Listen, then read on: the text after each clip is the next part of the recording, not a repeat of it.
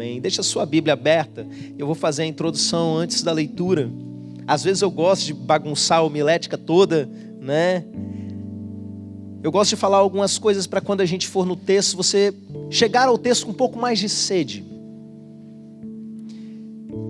Irmãos, antes da gente aceitar Jesus como nosso Salvador, o trono da nossa vida, quando eu uso essa palavra trono, eu estou usando uma figura para falar de governo. O Senhor da nossa vida é o nosso umbigo. Somos nós mesmos, o nosso ego, as nossas vontades, os nossos apetites, os nossos desejos. E por mais boazinha que a pessoa se considere, na verdade, a vida dela toda ela está trabalhando para si e para se dar bem. E o que importa é a sua própria vontade. Mas a partir do momento que a gente convida Jesus para se assentar como Senhor no trono da nossa vida, aí não é mais sobre a gente, não é mais sobre a nossa vontade, não é mais sobre os nossos sonhos pessoais e projetos pessoais, é sobre o Rei, porque Ele reina sobre nós. E aí nesse momento tudo começa a fazer sentido e as coisas começam a andar para frente em áreas que estavam agarradas. Quantas vezes a gente ouve pessoas que tentaram parar de fumar, não sei quantas vezes, mas a partir do momento que Jesus está reinando, cadê? Foi curado do tabagismo. Pessoas escravizadas em vícios sexuais, em pornografia, em todo tipo de maluquice que esse mundo caído tem para perverter o ser humano. E aí o próprio mundo já entendeu que essas coisas estão destruindo o ser humano, mas a pessoa não consegue largar, e de repente Jesus vem, e Ele trata, e Ele cura, e Ele transforma, porque Ele reina. Às vezes algumas pessoas demoram mais para conquistar certas coisas, outras ficam agarradas mais tempo. Isso tem a ver com algumas coisas, por exemplo, o nível de entrega que se tem. Todo mundo chega do mesmo jeito, pela fé. Você crê? Amém, não precisa sentir nada, não precisa nem começar a acontecer nada. Você crê que Jesus se salva, você se arrepende, deixa Ele reinar, é suficiente. Mas olha, o nosso crescimento, o nosso tratamento, irmãos, tem a ver com esse nível de rendição que nós temos a Ele. Tem a ver com esse nível de entrega, de relacionamento com Ele, de intimidade com Ele. E aí, Ele vai lavando, Ele vai tratando, e Ele vai consertando um monte de gente, um monte de coisa dentro da gente. Já ia falar um monte de gente dentro da coisa, né? Um monte de coisa dentro da gente. E eu falando essas coisas, eu vejo algumas pessoas sorrindo, pensando assim, foi desse jeito, pastor. Foi desse jeito. E eu olho para alguns de vocês e penso, glória a Deus, porque eu vejo que aquele que começou a boa obra ainda não parou. E está tratando muitas coisas em nós. E nessa noite tem algo que Ele quer tratar específico, que em algumas pessoas isso está mais forte, em outras está mais fraco, mas de alguma forma todos nós temos. Então quando a gente for ler esse texto, vai com muito carinho, com muita sede, perguntando para Deus o que Ele quer te dizer no meio disso tudo. 2 Samuel capítulo 10, a partir do verso 1, diz assim: depois disso morreu o rei dos filhos de Amon, e seu filho Anum reinou em seu lugar. Então disse Davi: usarei de bondade para com Anum, filho de Naás, como seu pai usou de bondade para comigo. E enviou Davi servos para o consolar acerca de seu pai. E vieram os servos de Davi à terra dos filhos de Amon. Mas os príncipes dos filhos de Amon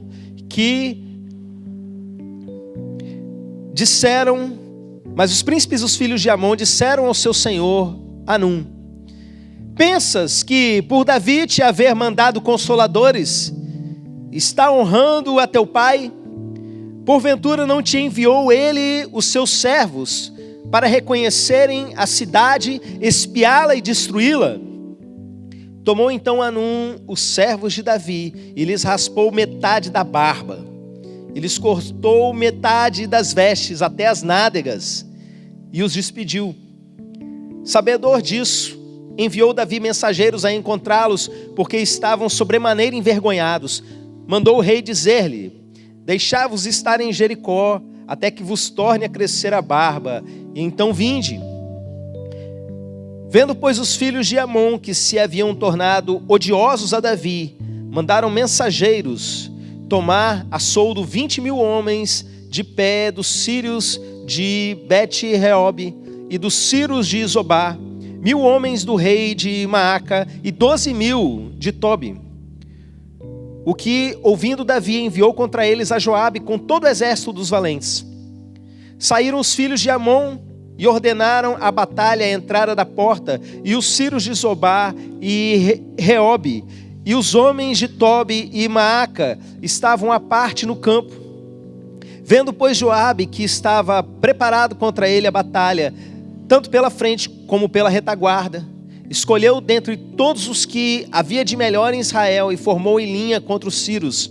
E o resto do povo entregou a Abisai, seu irmão, o qual o formou em linha contra os filhos de Amon. Disse Joabe: se os sírios forem mais fortes do que eu, tu me virás em socorro, e se os filhos de Amon forem mais fortes do que tu, eu irei a teu socorro.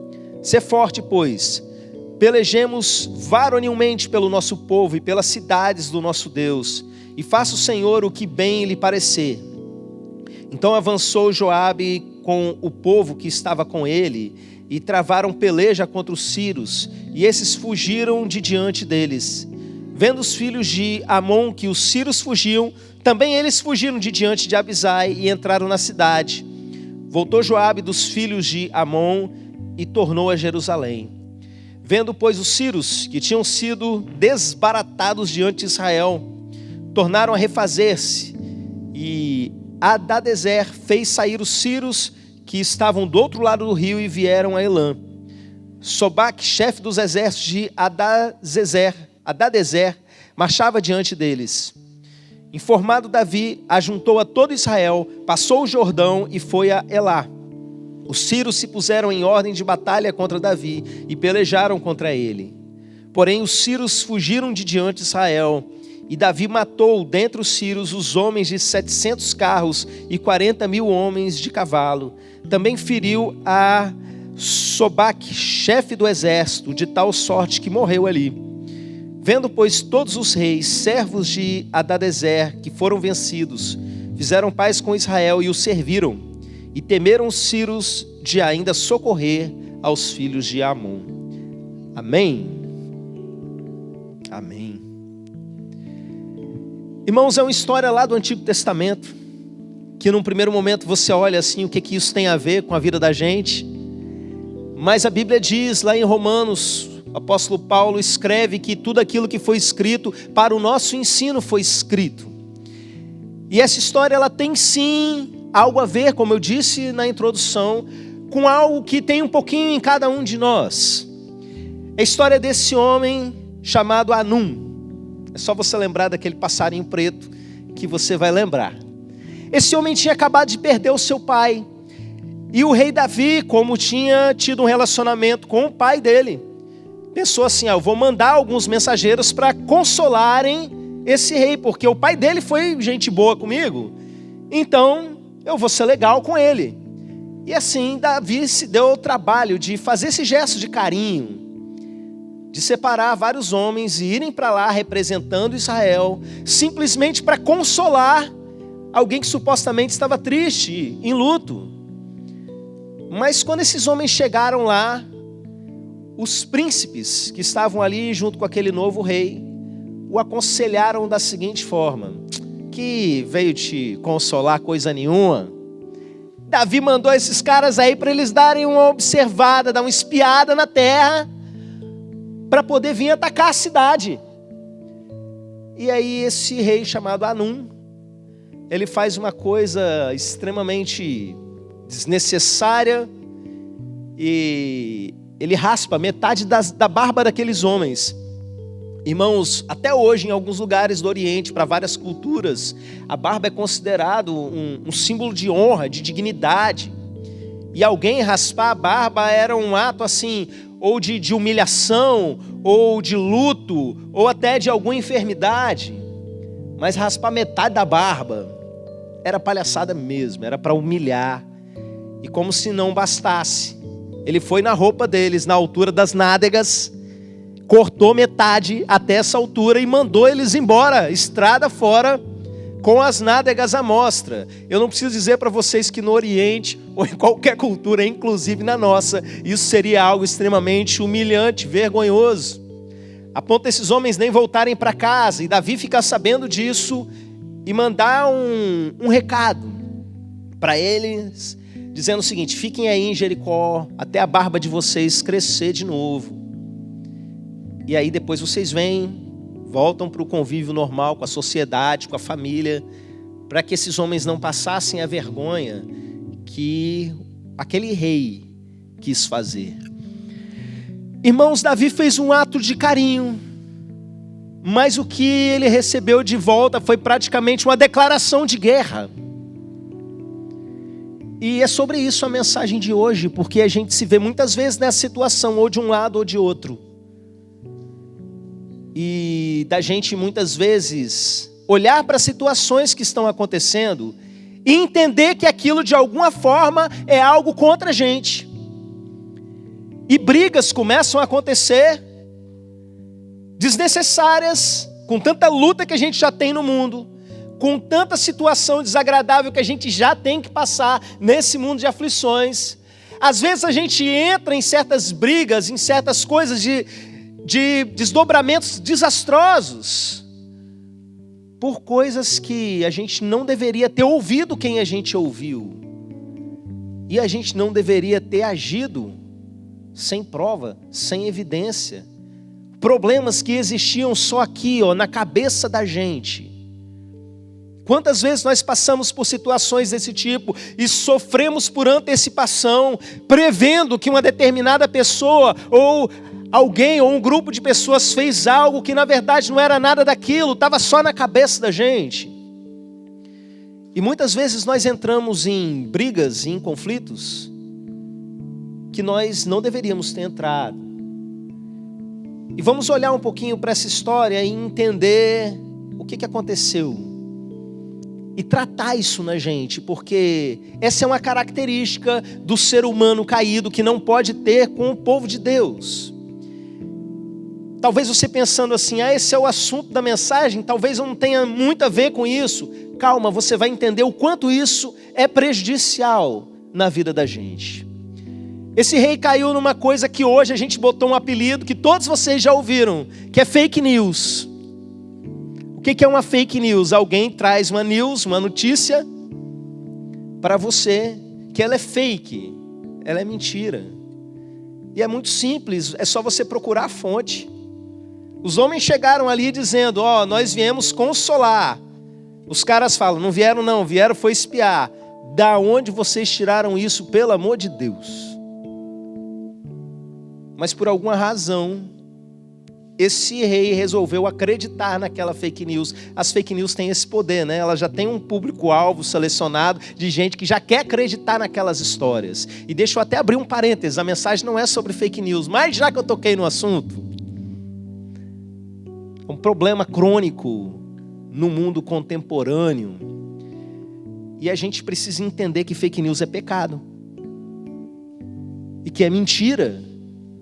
Eu fico com muita raiva quando eu vejo uma fake news assim e penso que alguém parou para escrever aquilo. Meus irmãos, eu fico muito revoltado. Ainda mais quando eu caio em uma. É raro, é difícil. No início da pandemia, lá no ano passado, chegou uma mensagem aqui para a nossa igreja, pedido de oração. Mas o negócio foi tão bem feito, meus irmãos.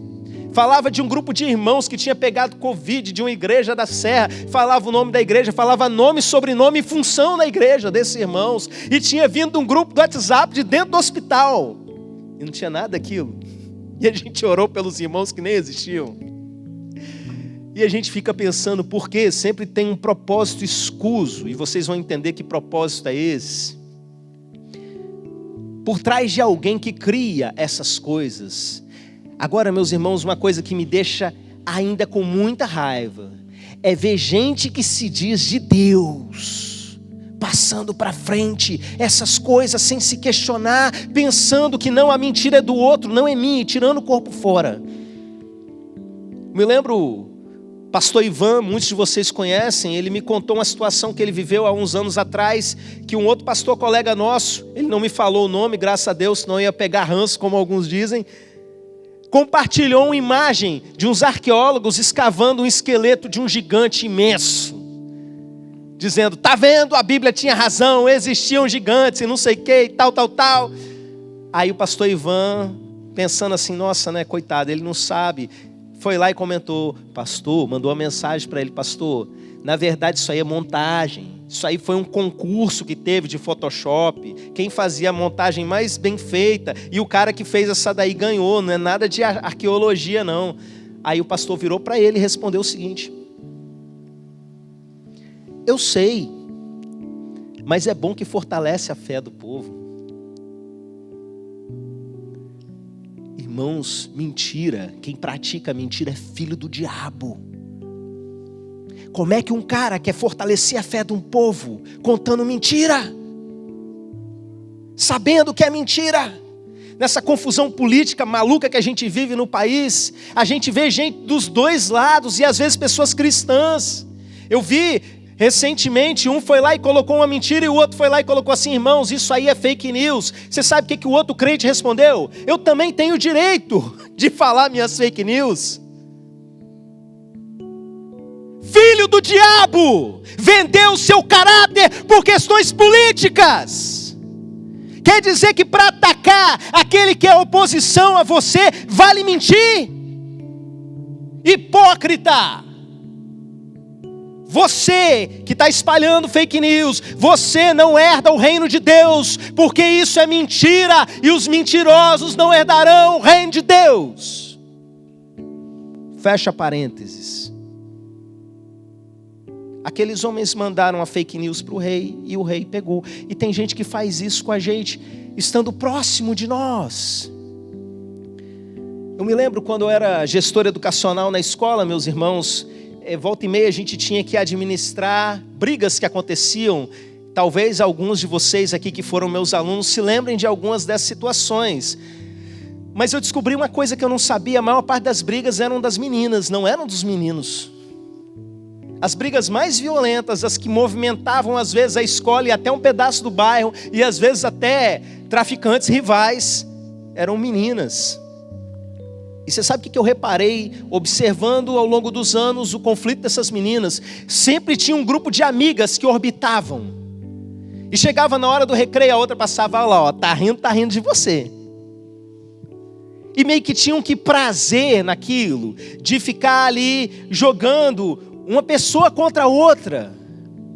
E da onde vem isso, meus irmãos? Porque algumas pessoas têm esse prazer de fazer com que você acredite em algo para gerar conflito, contenda. Eu me lembro de uma ilustração que eu ouvi uma vez do pastor Craig Hill. Para aqueles que não conhecem, é o fundador desse ministério Veredas Antigas. Nós teremos um seminário dentro dos próximos dias aqui na nossa igreja. Em um desses seminários, ele contou a respeito de um filme que ele tinha visto, um filme antigo, que falava sobre a guerra entre Estados Unidos e Inglaterra na época da independência. E uma determinada cena, um exército estava de frente para o outro, e os dois oficiais de cada exército, eles não queriam que começasse uma batalha, porque ia morrer muita gente. Desnecessariamente, os dois lados iam perder muitos homens. Mas se alguém desse um tiro, ia começar, porque se um lado dá um tiro, o outro começa também, ia ser aquela carnificina. Nenhum dos dois lados queria brigar. Mas escondido no meio do mato, lá na moita, existia alguém que era ninguém mais, ninguém menos que o vendedor de armas, que ia ficar muito rico se aquela guerra começasse. E ele deu o primeiro tiro. Existe um vendedor de armas no nosso meio, alguém que lucra com os nossos conflitos, alguém que lucra quando o marido e mulher entram em confusão, que às vezes olham assim, por que a gente está brigando? Do nada veio isso. Eu estou dando um tiro daqui, ela está dando um tiro de lá, mas por que a gente começou? Existe sim um vendedor de armas ali. A gente não pode ser criança, a gente não pode ser burro, de ser cético para aquilo que a Bíblia diz que existe. Quando diz que a nossa luta não é contra carne e sangue, ou seja, quando pessoas, se fosse aqui na nossa linguagem do Brasil, é dizer carne e osso, é contra seres espirituais da maldade, contra o reino das trevas, organizado para jogar um contra o outro, para fazer com que você acredite em coisas que você não tem que acreditar, para que você se ofenda com coisas que nem existem, e você caia nessa armadilha. Ele dá o primeiro tiro, ele fica ali oprimindo, deixando um às vezes mais nervoso do que deveria estar. E como se não bastasse a presença de entidades espirituais que muitas vezes nos circulam, nos rodeiam, existem ainda aqueles valores errados que o reino das trevas já plantou dentro de nós. Quando nem é necessário mais que um demônio esteja ali precisando repetir algo para você, soprando algo no seu ouvido, a mentira está lá dentro do seu coração. Uma dessas mentiras se chama rejeição. Irmãos, uma pessoa que sofreu rejeição no passado, ela pode cair na cilada de se achar um rejeitado. Isso é ruim.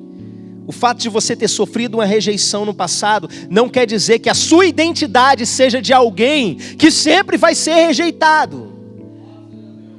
Mas o que acontece é que muitas vezes as pessoas olham para a realidade ao seu redor e pensam em todas as situações que elas continuam sendo rejeitadas. A dor continua falando ali mais altas. Elas sabem na cabeça que Jesus as ama, que elas são escolhidas de Deus. Mas na prática, aquela mentira que foi plantada lá atrás continua cutucando. E tudo que acontece ao redor dessa pessoa dói. E ela pensa que é uma declaração de guerra, coisas que às vezes são um gesto de carinho, mas estão sendo interpretadas de uma maneira errada. Porque o olhar para o mundo já foi adoecido por causa dessa coisa chamada rejeição. Eu mandei uma mensagem para a irmã fulano nem me respondeu. Às vezes não viu, acontece com você, eu sei, acontece comigo. 3 dias depois está a Jennifer mexendo no meu celular, fulano de tal mandou uma mensagem para você, você não respondeu. Vixe, acontece, não foi maldade, não foi nenhum ato falho do inconsciente, não, é muita coisa. A gente se perde mesmo, tem dia que chega um monte de mensagem, você responde uma, ela pula para cima, exclui as outras lá para baixo, acabou. Mas uma pessoa com rejeição ainda, com essa identidade de rejeitado, ela olha para uma situação dessas e ela pensa, me deixou de lado, doeu. Ela vira uma pessoa dodói. Você já viram aqueles crentes dodói? Irmãos, várias vezes eu tive que sentar com irmãos para resolver conflitos, e o conflito era: passou por mim, não me viu na rua. Ai, meu coração. Vocês acham que é brincadeira? Tinha uma irmã que não queria nem vir na igreja, porque ela veio umas 2 vezes no momento dos abraços. Da época a nossa igreja se abraçava bastante, sabe? Que podia abraçar. Ah, pastora, não chegou perto de mim, não olhou na minha cara. Irmãos, às vezes a gente não consegue nem sair do lugar, que o pessoal aproveitava esse momento para vir resolver uma coisa, falar outra. Mas a rejeição está lá, machucando na alma, escravizando a pessoa, e tudo dói. Isso é um olhar adoecido para a vida, que Deus quer lavar você. Você vira uma presa fácil para o vendedor de armas. Irmãos, tem gente que sai da igreja. Várias pessoas já saíram da igreja por histórias que só existem na cabeça delas. Elas não querem se dar o trabalho de conversar, de sentar para esclarecer, mas o problema é gigantesco e causa uma dor terrível, que elas não se aguentam no mesmo ambiente por coisas que só existem na cabeça dela ou na cabeça de alguém que infernizou a cabeça dela. Os conselheiros do Anum que estão ali ao redor, pilhando, trabalhando para o vendedor de armas. Mas, meus irmãos, existe algo ainda para além da rejeição. Nossa natureza caída é terrível. A gente já nasce ruim. A gente já nasce em pecado. Alguns manifestam para um lado, outros manifestam para o outro, mas a gente nasce ruim. Para piorar a situação, ao longo da vida a gente vai sendo estragado. E o reino das trevas vai plantando as suas mentiras dentro de nós. E com isso, muitos de nós têm uma predisposição carnal, da sua natureza carnal, para entrar em briga, para arrumar confusão. Então entra interpretar uma coisa como um gesto de paz, e interpretar como um gesto de maldade. A pessoa vai preferir fazer uma leitura de que aquilo foi um ato de guerra.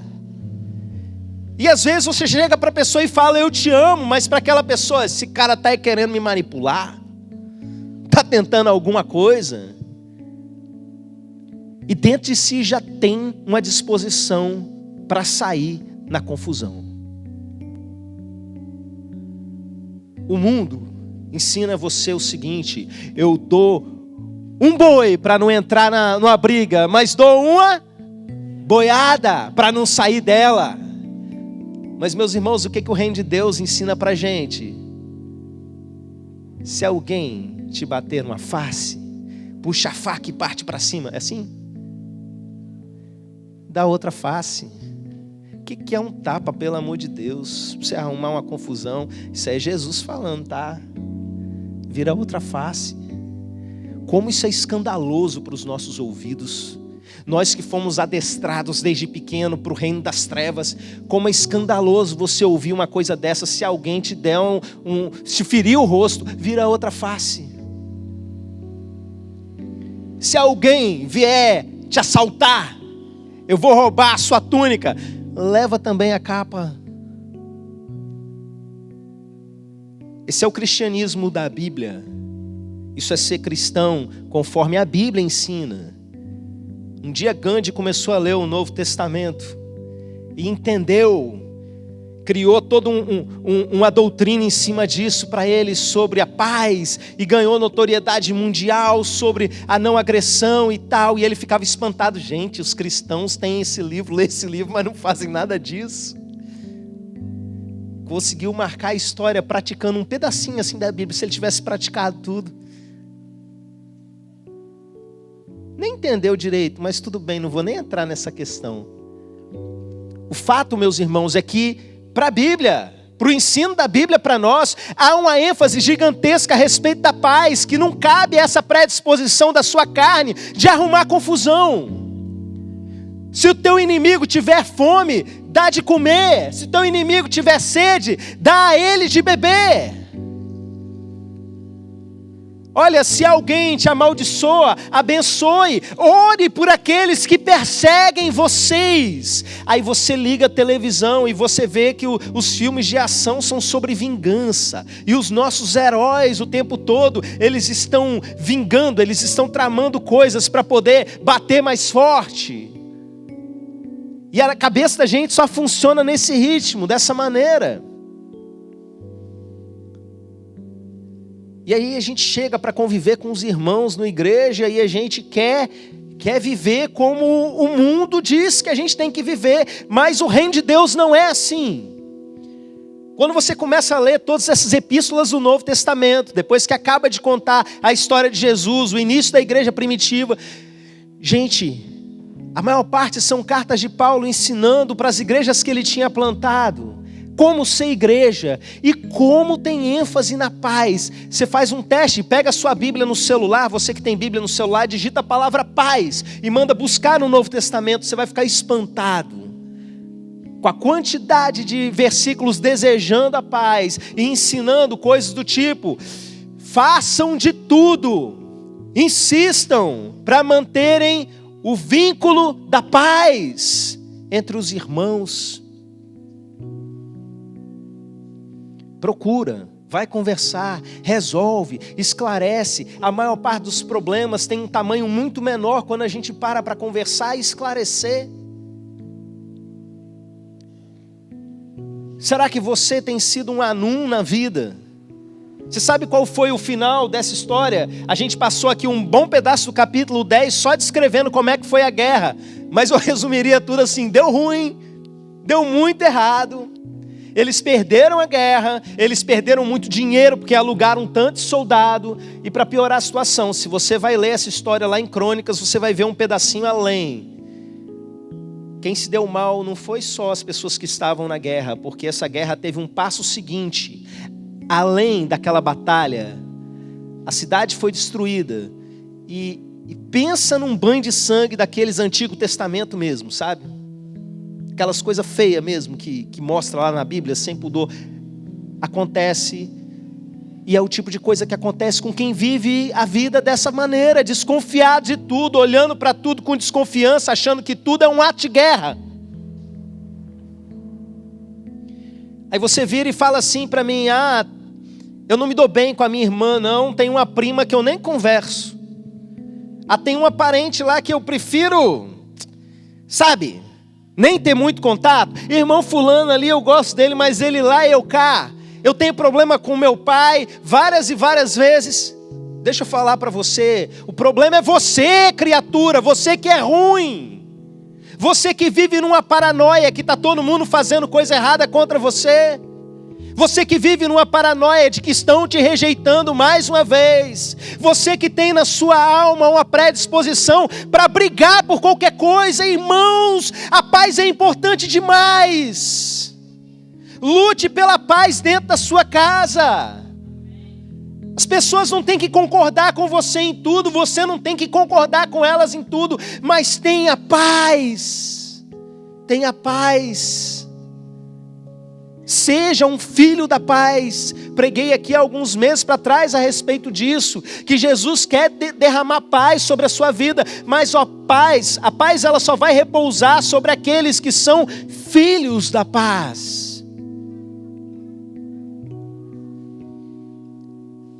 Eu disse para vocês o que isso tem de tão importante, o que isso interfere tanto. Irmãos, o Evangelho é uma coisa tão bonita, uma mensagem tão forte.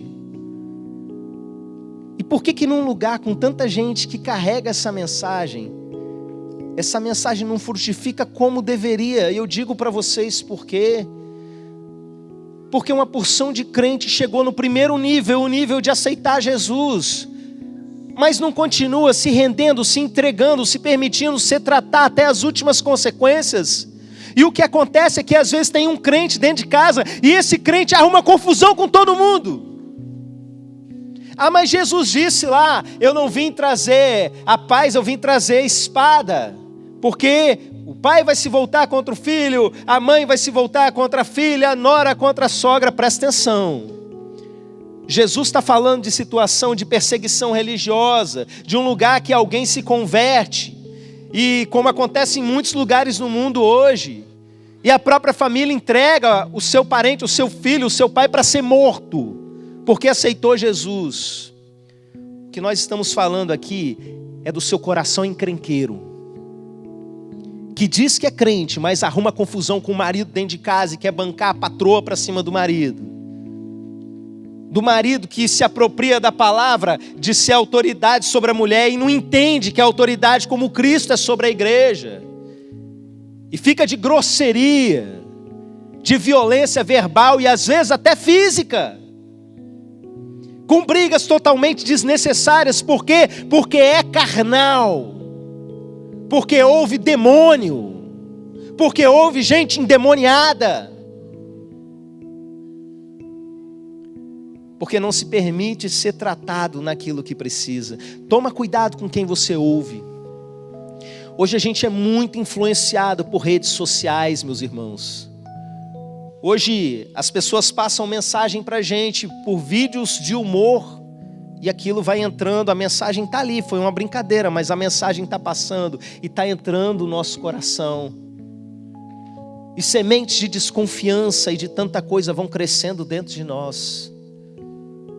Conselheiros de Anum estão tomando a nossa cabeça, estão sujando as nossas lentes, e a gente vê maldade onde não existe. Se os teus olhos forem bons, todo o teu corpo será luminoso. Quer luz sobre todo o seu ser, começa a limpar os seus olhos. Meu sogro, cadê o Dutra? Está ali. Ele tem um ditado dos antigos que ele fala, volta e meia, que é assim: o mal julgador por mal se julga, não é assim, Dutra?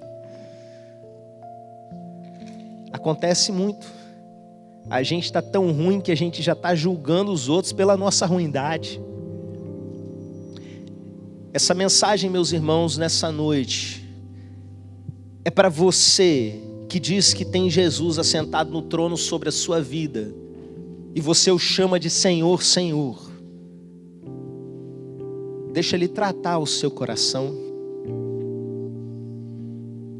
Você se reconheceu como alguém que vive em situações de conflito.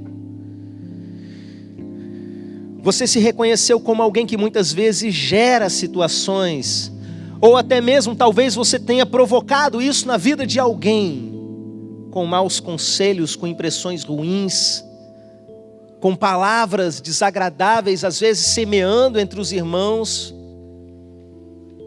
O meu desafio para você é: deixa Jesus lavar você nessa noite.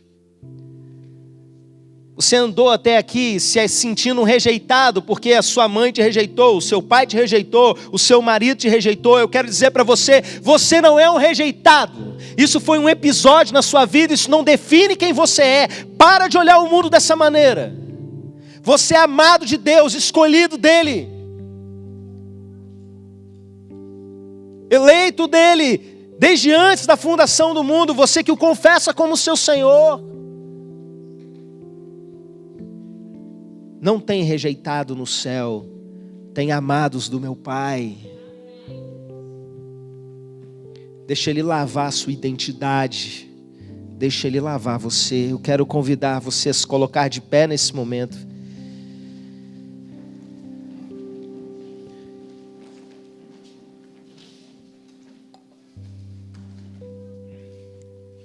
E nós vamos orar.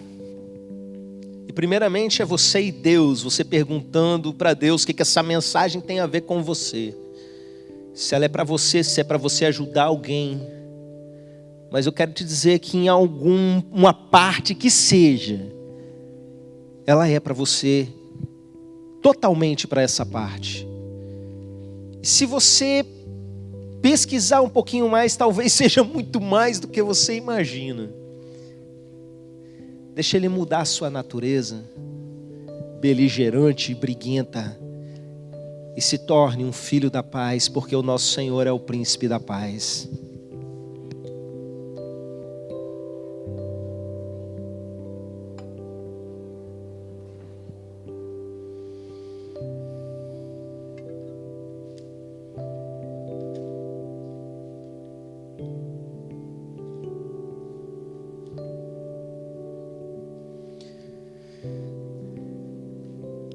Vem Espírito Santo, vem mostrando em nós,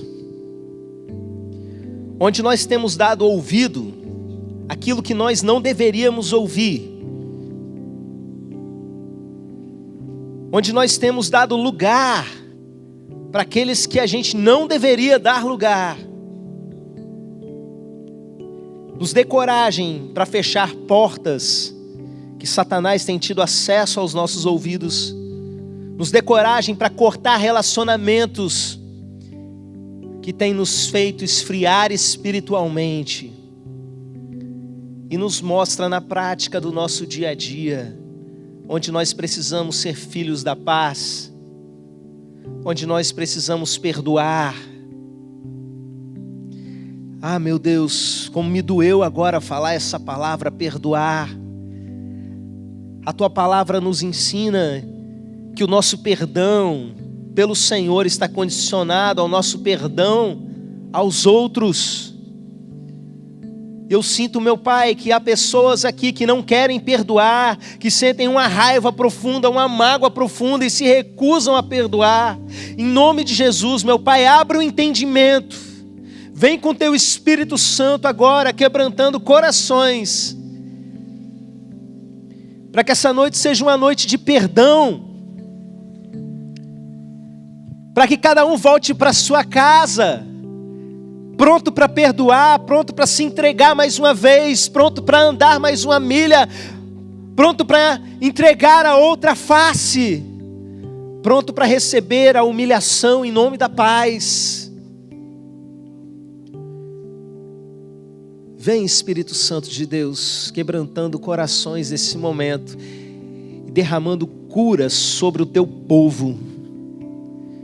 E que em nome de Jesus, onde os teus filhos andarem, eles sejam reconhecidos como filhos da paz.